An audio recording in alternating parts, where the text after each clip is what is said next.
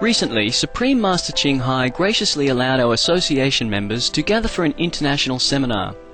It was a joyous occasion as Master and disciples reunited to meditate and pray for peace. During her visit to meet with our association members, Supreme Master Ching Hai also spoke of the teachings of past masters and answered the spiritual questions of fellow initiates.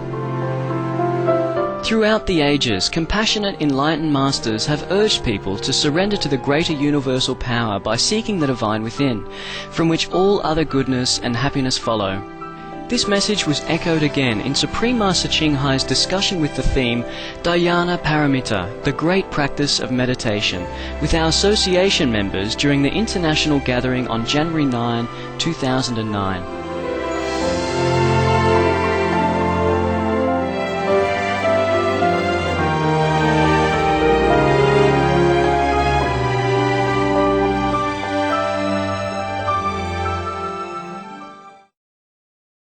So in the Buddha's mind, there's no sentient beings come and go through the wavelength of his existence. Even if they come and go, he is one with all of them. That's why he can suffer with them and they can be happy with them. But nevertheless, it doesn't have him and doesn't have them. It is very difficult for you to understand if you have not reached that level. That's why Lao Tzu say the wisest one is like the ignorant one. The reason is the ignorant also doesn't know what's going on with the neighbors. Yes? And the Buddha has no more ego to register what's going on with the neighbor. But through him and by him, everything happens.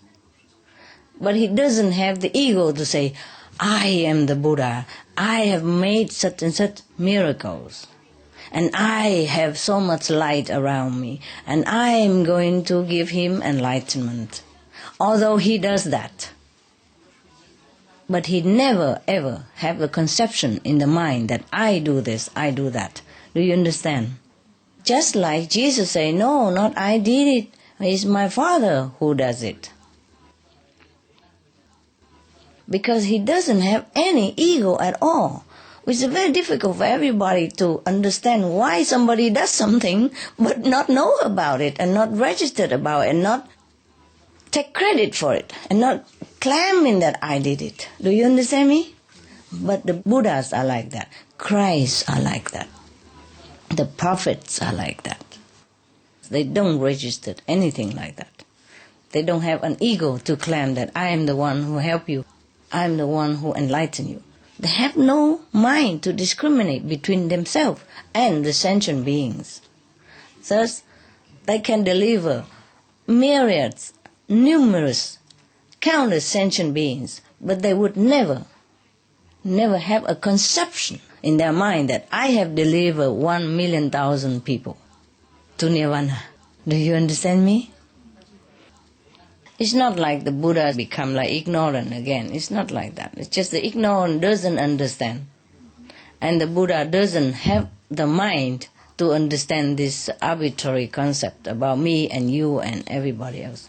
Of course, when he was sitting here talking, for example, to the multitude, then he would say, okay, I and you. But that is just the physical level.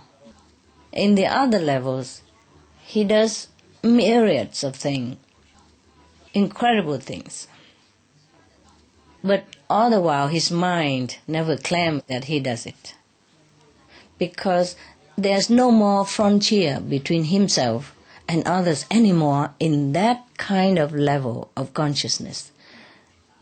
Understand, yeah? Okay, good. That's why it is very difficult to understand from the intellectual point of view what the Buddha is saying here, unless you have become a Buddha. Even I have explained to you, but this is still in the intellectual levels. It's not the real experience that you have experienced. You see what I mean? All right. Okay. Some of you have experienced miracles, yes? And you always thank me. Okay, Master, thank you for saving my life, thank you for stopping the accidents, thank you for braking the car in time, etc., etc. Yes? But I don't have anything to register these things. So if you tell me, then it's the first time that my mind would know about it. My brain would hear about it. Do you understand me? Yes. Because whatever has been done is been done in a different level. It's not at the level of the intellect. It's not a level of the brain that the brain can understand and register. Just like yesterday I went shopping, today I drive a car, and then yesterday I go home. It's not like that. This is a function only of the brain. And even intellectual emotion or understanding, knowledge, worldly knowledge, they all from the intellectual level, from the mind or from the brain only. Everything else the mind cannot understand. The mind cannot register it. And the Buddha levels, the Buddhas, Christ, the Prophet Muhammad, for example, Guru Nanak, the Jain master, they operate on that level. Above the mind, above the intellect, above the brain. Therefore, they never claim. You see? Because who is claiming? The ego that claims. The brain that registers something that you have done and then say, I have done it. I've eaten a candy or something. Then the brain would know it, would register it. Yeah? The taste would tell the brain, okay, she's having a candy. Or she's eating a pizza. Or she's drinking water or something. But above the level of that, no mind can understand. No mind ever reach. Therefore, the Buddha delivered countless sentient beings. But there's no sentient beings delivered because of that. Because no registration. Yes? In this level of the physical body. Yes. That's what it is. At least you understand, no? Therefore, if you are initiated, we are working from a different level. Do you understand me? So whenever we are in this physical body and you ask me, okay, Master, give me some blessed food, bless my wisdom eyes or do something for me.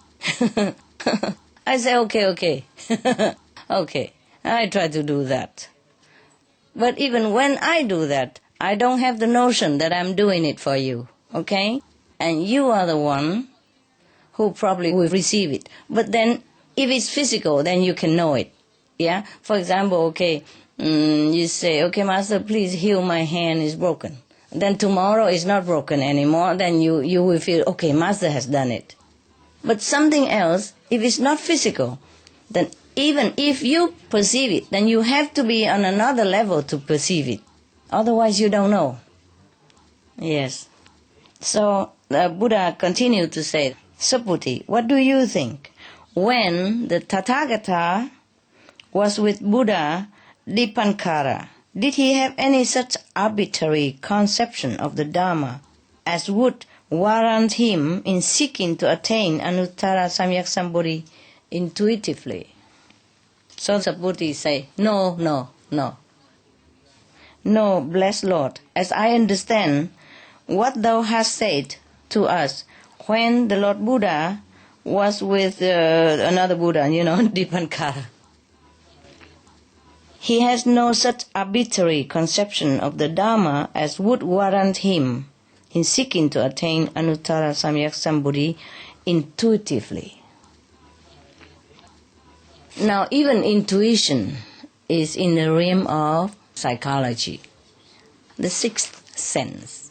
The sixth sense is still a sense. All right. So sometimes we say, oh, I feel like Master have helped me yesterday. I feel she was there. But that is still only intuition. You see? To be able to really see the Buddha operate, in the Buddha's level, you have to be higher than intuition even in order to understand or to see. But then, above all that level, you won't see anymore. Because the mind is not there to see. The brain is not there to perceive. You see? And in the soulic level, we are almost like identical, one with each other. So there's no, I do it for you, yeah? You receive things from me. We are kind of one. We do it, we are individual, we are not like merging with each other and disappear, all in one lump. It's not like that. But then we don't have the sense of separation. We don't need the brain to perceive the difference between us. We don't have the mind to know that, okay, the other one has done something to others. It's not just like in this physical body, everything is done so obviously. I shake your hand, you know it, yeah? I give you a piece of candy, you got it. So, physical level is completely different than spiritual level. Okay. So when the Buddha was with another Buddha here, probably when he was learning, the Buddha was talking about when he was a disciple of another Buddha, when he wasn't a Buddha yet. So he did not have this conception that he's going to attain the highest Buddha nature by intuition. Did you really understand? Wonderful. You're so smart. Well, thank you anyway. At least I feel like my work is bearing fruit, We are not even halfway yet. Wow, my goodness. I just read it quick like a parrot. Remember when we had a charity concert in LA somewhere, yeah? And there was a man, he has a Guinness record for speaking fast, He's a fastest speaker. This one I remember, but that's what Mushita, huh? And then later he even imparted the initiation to to the actress, who also took care of that day. Debbie Reno. She also spoke very, very fast. I was amazed. It's so easy to learn so quick like that. Now let's try. The Lord Buddha was much pleased with his answers. You are right. So teachers begin with it. It's not so the conception of the Buddha as that. Did you understand what I was talking about? No, too fast. Too fast. We rewired the tape. It is. The Lord Buddha was much pleased with this and said, you are right, Saputi. Speaking truly, there is no such arbitrary conception of the Dharma as that. If there has been, Dipankara Buddha would not have foretold that in some future life I would attain Buddhahood under the name of Sakyamuni. That was when he wasn't a Buddha Sakyamuni yet. He was a disciple of Buddha Dipankara. Now, what does this mean, Saputi? The Buddha kept asking. It means that what I attain is not something limited and arbitrary that can be called Anuttara Samyak Sambodhi, but is Buddhahood whose essence is identical with the essence of all things and is universal, inconceivable, inscrutable. Yeah, that's what I believe. Yeah, incomprehensible. Yes, this is a problem when you try to bring something as abstract as a Buddha nature and try to put it into print, into words, into this cold and flat language of the human race. Then it become all like this, all wired. Okay, we can read it. The Buddha was exceptional, was incredible that he could even brought it into words, yeah? And then you must bear in mind that after the translation, there's not much of a wire left anymore. Might be a different kind of wire. Oh, wow. Universal, anyway, believe this. Whatever it is, he say, is universal, is inconceivable, and inscrutable, okay? That's it. That's the Buddha nature. Now you cannot say that you don't know what Buddha nature anymore. The Buddha told you already. Okay? Got it? Incomprehensible. All right. That's what it is. There was a Korean Zen master. He is very cute. He taught somewhere in America, somewhere near New York State, yeah? He always taught people just anything, don't know. That's it. One word, don't know. Anything you don't understand, don't know. Anything you desire, go straight, don't know. One word, don't know. And that is the overall cure for everything, for his disciples. What he means is that you cannot comprehend the true things anyway. The phenomena, we might see it like, okay, this man is in love with that woman. Maybe that is a physical phenomena that we can see and perceive and calculate with our mind. But the truth is not always like that. It might have been that there have been enemies in the past, and now they came together to balance out, the debt, to making it up, yes, to annul the animosity, between them, yes. Or they might be in debt with each other, and now they have to come back together, maybe as lovers or husband and wife, maybe for a long time, for a whole lifetime, maybe for a short while, depends on how much debt they have to pay. So sometimes the poor husband already finished the debt, so he has to go, or he wants to go, and the wife says, "Oh, he's so unfaithful to me. He left to me." For example, like that. So anything in life, it's not too bad to follow that Korean master, He's a monk, a Korean monk. Everything just don't know. Anything explainable or inexplicable, just go straight, don't know, he said like that. We truly don't know, huh? It's not like we really know anything, do we? No, huh? Even the Buddha nature, he says, don't know. Incomprehensible.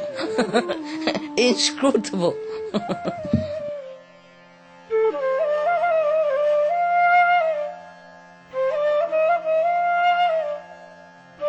We thank you for your gentle presence for today's Between Master and Disciples. Join us again next Monday for Part 3 of Supreme Master Ching Hai's discussion, Dhyana Paramita, the Great Practice of Meditation. Please stay tuned for Animal World, Our Co-Inhabitants, coming up next on Supreme Master Television right after Noteworthy News. Farewell for now, and God bless. For more details, please visit www.suprememastertv.com/BMD